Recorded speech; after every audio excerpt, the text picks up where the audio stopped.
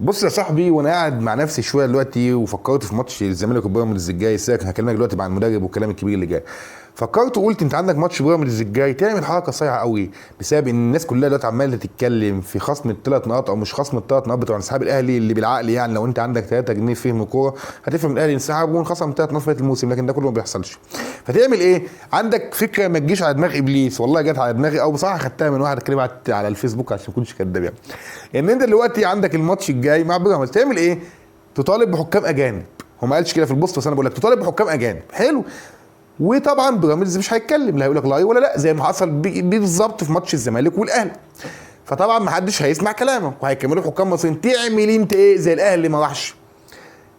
تعمل بيان وتقول يا جماعه انا مش هلعب الماتش الجاي بتاع بيراميدز الا بحكام اجانب. فطبعا ما حدش هيرد عليك. تيجي عامل ايه؟ ما تروحش الماتش وتشوف بقى في الاخر عندك اختيارين اتنين: يا يخصمك الثلاث نقط، تمام، وتبقى طلعتهم مسرح قدام الدنيا في حلقه، يا اما تعمل ايه؟ مش هيخصمك زي الاهلي وكده كده اديت الدوري بيراميدز، لانك انت اصلا يلا مش هتعرف تكسب بيراميدز. ابو ناهيه، انت فريق كاداره وكراسي ولاعيبه ومدير فني مش هتكسب بيراميدز من الاخر. والنبي لو جبت مين؟ ليه؟ لان سكوادك تعبان عيان ميته. بمناسبه السكواد، تعالى اكلمك بقى فريق القرار ده الاول يتطبق، اتمنى كده والله عشان نشوف الكوره المصريه على فين. بالمناسبه بقى الحاجه الثانيه اللي عندي، انت بنتكلم عن المدير الفني، قلت في اكتر من فيديو اتمنى ايمن رمادي واتمنى طارق مصطفى، اتمنى اي مدير فني مصري يكمل الفتره الجايه. هم على كلام المصادر الموثوقه ان سيتم تعيين المدير الفني ايمن الرمادي مع الكابتن احمد بيبو الاهلاوي، وقصه كبيره كمان. حلو. طب هل ايمن الرمادي انا مش عارف ازاي وافق انه يجي يدرب نادي الزمالك لمده شهر؟ انا افهمها بس ازاي؟ الا يد لو انت كنت معشمه ان هو هيكون المدير الفني القادم في الموسم الجاي لنادي الزمالك. يعني انت كده بتلبس الزمالك في وش الحيطه، بتركبه القطر وتقول له يلا مع السلامه بقى، انت الموسم الجاي مع السلامه.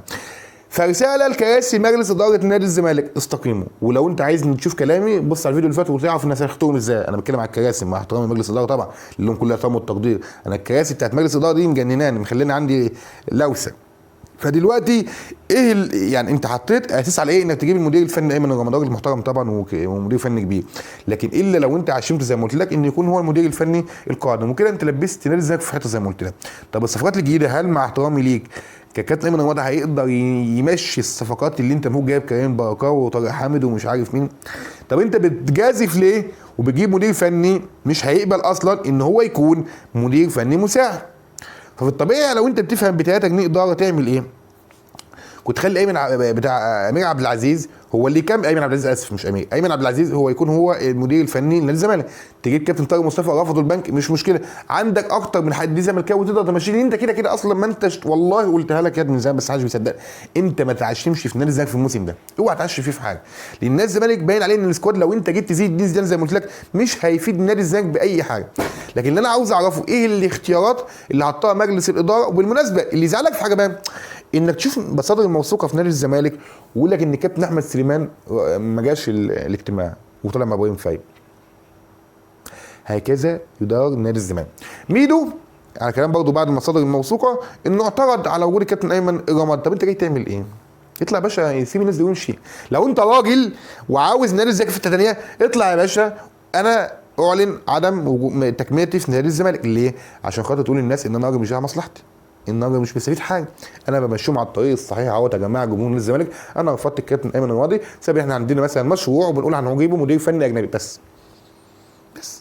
لكن انت مش تعمل كده ليه؟ لان دي اكيد ليك مصلحه، اكيد ليك مصلحه. وقلنا لك في اكتر من فيديو ان نادي الزمالك قريب جدا من التعاقد مع طارق حامد. قلت لك هو متعاقد اصلا وفاضل اعلان رسمي. هو بيتكلموا دلوقتي بيقول لك ان نشوف طارق حامد هيقدر يكمل كبدني ولا لا. معاك حقك انت عاوز تعمل، لكن هل بقى عاوزين نشوف؟ انا اتمنى والله زي ما قلت لك، انام واصحى كده اشوف الصفقات الجديده، اشوف مجهودات لجنه التخطيط بقياده الاعلامي ميدو. زعلان قوي من الزملكاويه اللي بيقول لك انت في لجنه ممنهجه او حمله ممنهجه من الاهلاويين للتسخين على ميدو. وميدو عمل ايه لحد دلوقتي؟ فين الصفقات الفشيخ؟ انا قلت لك من مصدر موثوق ان الزمالك ممضي كوستا الكتروني، كوستا الكترونيه. ما خلصتوش ليه؟ تخلصوش ليه؟ ليه؟ الناس قاعده على الكراسي يا جماعه. الناس ديت زي ما يكون جايين والله العظيم بخطه كده وستايل. يا جماعه احنا جايين ندمر نادي الزمالك. واعلى حاجه فيهم العنجهيه. تقول لي ليه؟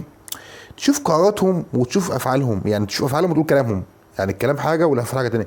الزمالك اكبر قلعه رياضيه في مصر، فين تصرفاتك؟ الزمالك اوطى قلعه رياضيه في مصر. والسوشيال ميديا مقسومه، وعندك ناس عندها فولورز بالملايين بيتكلموا يا انور، ويتكلموا محمد فتحي، ويتكلموا يا علي زعزع، ويتكلموا يا غنام محمد، ويتكلموا مع مين؟ مين اللاعب الفشيخ اللي هيشيل نادي الزمالك؟ انا اشوف مين اللاعب السوبر ستار اللي يشيل نادي الزمالك. يعني تخيل المنافس التقليدي بتاعك بيتكلم في صفقات يا جماعه كواليتي عالي جدا. يعني تخيل الاهلي السنه الجايه هيبقى عنده محترفين مين؟ اليو ديانج، اشرف بن شرقي، جيراد اشار، وسام ابو علي، سيبها من فلسطين ولا كلام ده، بس محترف. عندك محمد علي بن رمضان، بيتكلم زي الدين بالعيد، بتتكلم عندك لعيبه. انت بتيجي تتخيل الموسم الجاي هتقابل الاهلي، تقابله بمين؟ ازاي؟ ده هما كمان اتحاد الكوره او رابطه الانديه، اتحاد الكوره بيحاول يطبل له على اكبر مدى. بيتكلم النهارده يقول لك زياده عدد الاجانب، ليه؟ ليه اذيتهم ليه؟ ما 5 كويسين وفي 3 تحت السن. انا عايز افهم بس ليه؟ انت بتطبل للاهلي ليه؟ ايه الاداره ايه يا جدعان؟ ده اقسم بالله انا قلت لك. والمشكله ان صناع الميديا الاهلاويه اساتذه في النفاق، اساتذه في التعريض. قلتها لك قبل كده، اي واحد اهلاوي تلاقيه محترم وابن حلال وكويس خالص، تيجي سيره الاهلي يقلب معرض ويقلب كذاب ويقلب منافق ويقلب كل حاجه. هل انت لو كان الزمالك في نفس الموقف كنت هتخلي المحترفين يزيدوا؟ ده انت فتحت زمان، اعتقد يعني لو حد يعدل لي ان انت خليت حراسه المرمى فلسطين عشان الاهلي يأيد الحارس المرمى بتاعه. يا جدعان كفايه بقى والله العظيم زينه، دي بقتش كوره يا جدعان. الناس انت عملت الدوري المصري بيصنف كاقوى دوري فين؟ انت تصنيفك الكام؟ فين؟ يعني احنا عايزين نوصل بس الرساله. هل الناس اللي عماله تطبل وتعرض للاهلي دي، انت شايف ان دوري كويس؟ شايف حتى يا راجل ده انت انا قلتها لك الاهلي مش قوي عشان تبقى عارف. الاهلي بس هو التطبيل تك تك تك تك هو اللي مخلي الاهلي في حته ثانيه. ليه؟ ده بيراميدز النهارده بسكواد، انت سكوادك اعلى من سكواد بيراميدز النهارده، مش عارف تعمل حاجه معاه. انت مش عارف تعمل حاجه. هو في نهائي افريقيا وهو اول الدوري، مع لسه الدوري ما خلصش طبعا، ولسه الاهلي بينافس وقصه كبيره. لكن لو حصل وخدوا بيراميدز انت كنت فين؟ وطالعين لك ايه؟ اصل الزمالك خد بيراميدز. انت مالكش دعوه بالزمالك، الزمالك بيراميدز اسف خد مكان الزمالك. انت ليه بتدخل في قصه مفيده؟ هو بيراميدز الثاني. يعني انت بتقول ان كراجل اهلاوي المكان المفضل للزملكاويه هو المركز الثاني، هو بيراميدز الثاني. بيراميدز الاول، مكانك انت المفضل. يعني كله يعيش الوهم والاهلي ياخد الدوري في الاخر. فين؟ هيجي واحد يقول لي طب ما الاهلي قريبا ومش عارف ايه. يا ابني انت يا منافق، انت المفروض خسرنا 3 نقط عشان تعرف بس وتفهم. المفروض خسرنا 3 نقط نفس اللي حصل. لا الغريبه ان هم اكتر ناس مدلسين عقب بالالفاظ. يقول لك الاهلي ما ينسحبش، الاهلي يعتذر. يعني يعني ايه؟ يعني ايه اعتذر؟ يعني ايه؟ اصل كان طلب طلبات ما حققش. طب ازاي عامل ايه السنه اللي فاتت؟ كان طالب كشري شاي بلبن. انا مش عارف هم عايزين يوصلوا بالرياضه المصريه اللي فيه. وعاوز اوصلك بقى، انت في كل الغم ده مجلس ادارتك كراسي. انا اسف والله اسف، كراسي مجلس الاداره عايزه تخليك اكتر ما انت خلقان. وحاجه مضايقاني ومخلاني متعصب ان هم عاملين الناحيه الثانيه طبعا قطيع بوست واحد ينزل تلاقي كل الصفحات كوبي بيست على طول. انت النهارده السوشيال ميديا زي ما كانت متفرقه، اسامه انزل في حته، فلان في حته، مش عارف مين في حته. قلتها لك والله، انا اقل واحد في الزملكاوي، انا الحمد لله اقل واحد في السوشيال ميديا الزملكاوي بفهم كوره. فتخيل انت في ناس موجوده حتى انا متابعهم اقسم بالله بيرشحوا ترشيحات في حته تانية. عندك بقى مش عارف كل فيديو يقول لك ادب والناس وبيتر شلويلي وكوتيسا ومش عارف مين ومين ومين.